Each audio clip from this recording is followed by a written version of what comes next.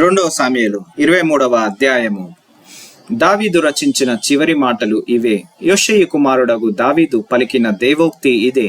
యాకోబు దేవుని చేత అభిషిక్తుడై మహాధిపత్యము నొందినవాడును, ఇజ్రాయేలీల స్తోత్ర గీతములను మధుర గానము చేసిన గాయకుడనగు దావీదు పలికిన దేవోక్తి ఇదే. యెహోవా ఆత్మ నా ద్వారా పలుకుచున్నాడు, ఆయన వాక్కు నా నోట ఉన్నది. ఇజ్రాయేలీల దేవుడు సెలవిచ్చుచున్నాడు, ఇజ్రాయేలీలకు ఆశ్రయదుర్గమగు వాడు నా ద్వారా మాటలాడుచున్నాడు. మనుషులను ఏలునొకడు పుట్టును, అతడు నీతిమంతుడై దేవుని యందు భయభక్తులు కలిగి ఏలును. ఉదయకాలపు సూర్యోదయ కాంతి వలెను, మబ్బు లేకుండా ఉదయించిన సూర్యుని వలెను, వర్షము కురిసిన పిమ్మట నిర్మలమైన కాంతి చేత భూమిలో నుండి పుట్టిన లేత గడ్డి వలెను అతడు ఉండును. నా సంతతి వారు దేవుని దృష్టికి అనుకూలులే గదా. ఆయన నాతో నిత్య నిబంధన చేసి ఉన్నాడు. ఆయన నిబంధన సర్వసంపూర్ణమైన నిబంధనే, అది స్థిరమాయెను. దేవునికి పూర్ణానుకూలము, అది నాకు అనుగ్రహింపబడిన రక్షణార్థమైనది. నిశ్చయముగా ఆయన దానిని నెరవేర్చును. ఒకడు ముండ్లను చేత పట్టుకొనుటకు భయపడినట్లు దుర్మార్గులు విసర్జింపబడుదురు. ముండ్లను పట్టుకొనువాడు ఇనుప పనిముట్టునైనను బల్లెపు కొలనైనను వినియోగించును గదా. మనుషులు వాటిలో దేనిని విడవక అంతయు ఉన్న చోటనే కాల్చివేయుదురు. దావీదు అనుచరులలో బలాఢ్యులెవరనగా మోషే, బెత్షెబెతాను ముఖ్యుడగు తక్మోనీయుడు. అతడు ఒక యుద్ధములో 800 మందిని హతము చేసెను. ఇతని తరువాతి వాడు అహోహీయుడైన దోదో కుమారుడైన ఎలియాజారు. ఇతడు దావీదు 3 బలాఢ్యులలో ఒకడు. యుద్ధమునకు కూడి వచ్చిన ఫిలిస్తీయులు ఇజ్రాయేలీయులను తిరస్కరించి ఢీకొని వచ్చినప్పుడు ఇజ్రాయేలీయులు వెళ్ళిపోగా ఇతడు లేచి చెయ్యి తిమమరిగి కొని కత్తి దానికి అంటుకొని పోవు వరకు ఫిలిస్తీయులను హతము చేయుచూ వచ్చెను.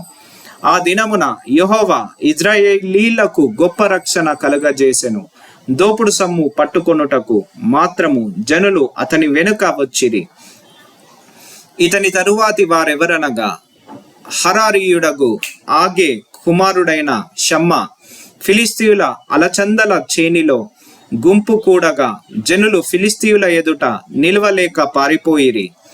అతడితడు ఆ చేని మధ్యను నిలిచి ఫిలిస్తీయులు దాని మీదికి రాకుండా వారిని వెళ్ళగొట్టి వారిని హతము చేయుట వలన యెహోవా ఇజ్రాయేలీలకు గొప్ప రక్షణ కలగజేసెను.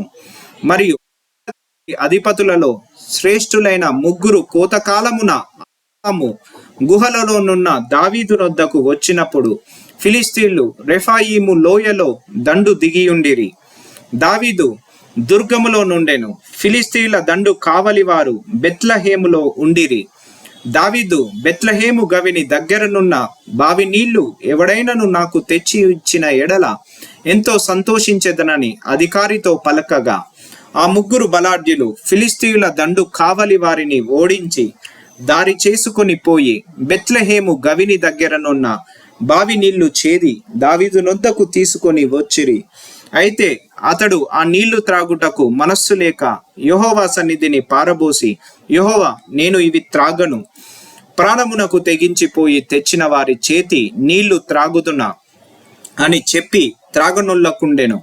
ఆ 3 బలాఢ్యులు ఈ కార్యములు చేసిరి. సెరూయా కుమారుడును యోవాబు సహోదరుడునైన అభిషై తన అనుచరులలో ముఖ్యుడు. ఇతడొక యుద్ధములో 300 మందిని హతము చేసి వారి మీద తన ఈటెను ఆడించెను. అతడు ఆ 3 పేరు పొందిన వాడు. ఇతడు ఆ 30 మందిలో గనుడై వారికి అధిపతి ఆయెను గాని మొదటి 3 సమానుడు కాకపోయెను. మరియు కబ్సెయేలు ఊరివాడై క్రియల చేత ఘనత నొందిన ఒక పరాక్రమశాలికి పుట్టిన యెహోయాదా కుమారుడైన బెనాయ అనునొకడు ఉండెను. ఇతడు మోయాబీయుల సంబంధులకు ఆ 2 శూరులను హతము చేసెను.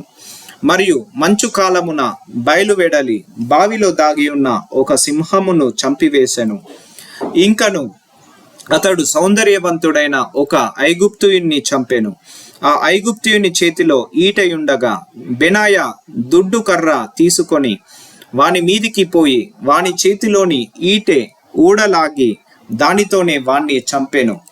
ఈ కార్యములు యెహోవా యాదా కుమారుడైన బెనాయా చేసినందున ఆ 3 బలాఢ్యులలోనూ అతడు పేరు పొంది ఆ 30 మందిలో గనుడాయెను. అయినను మొదటి 3 సమానుడు కాకపోయెను. దావీదు ఇతనిని తన సభికులలో ఒకనిగా నియమించెను.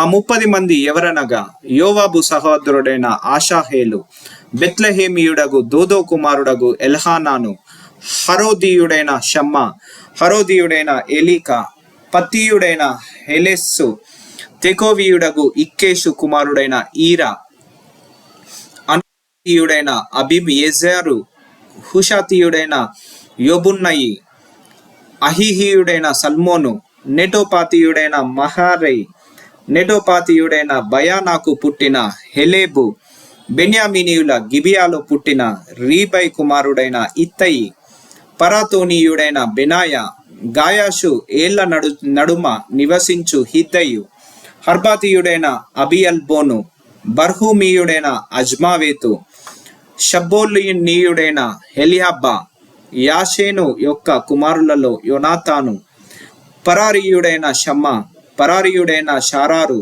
నాకు పుట్టిన అహియాము, మాయకాతీయునికి పుట్టిన అహస్బాయి కుమారుడైన ఎలిపెలేటు, గిలోనీయుడైన అహితోపేలు కుమారుడగు ఎలియాము, కర్మోతీయుడైన హెస్త్రే, హర్బీయుడైన పయరై, శోభవాడగు నాతాను యొక్క కుమారుడైన ఈగాలు, గాదీయుడైన బాని, అమోనీయుడైన జెలేకు, బేరోతీయుడైన నహారై, ఇతడు సెరూయ కుమారుడగు యోవాబు యొక్క ఆయుధములను మోయువాడై ఉండెను. ఇత్రియుడైన ఈరా, ఇత్రుడైన గారేబు, హిత్తీయుడైన ఊరియా, వారందరూ 37.